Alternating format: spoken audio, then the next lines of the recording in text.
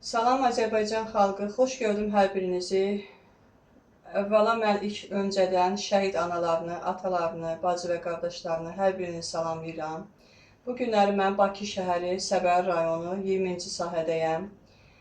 Və şəhidimiz 1-ci Qarabağ müharibəsinin şəhidi, 95-ci il Vətən müharibəsinin qəhrəmanı, kəşfiyyatçı Bahadır Quliyevin ev ünvanlarındayam. Və anamız Fəxrəndə ana yanımdadır. Və mən hər zamanki kimi şəhid ailələrinə getdikcə orada mən öz əl işimi şəhid analarına təqdim edirəm. Gördüyünüz kimi bu günləri mən şəhidimizlə bir yerdə Bahadır Quliyevin rəsmini, Türkiyənin şəhidi Turgut Burkayın rəsmini çəkmişəm. Və hər zamanki kimi iki dövlət, bir millət olaraq bir-birimizin yanında olduğumuz üçün mən Türkiyənin şəhidini də Azərbaycan şəhidindən ayırmadım. Ona görə də iki qəhrəman şəhidin rəsmini birlikdə çəkib, mən anamız Fəxrəndə anaya təqdim etmək istəyərdim.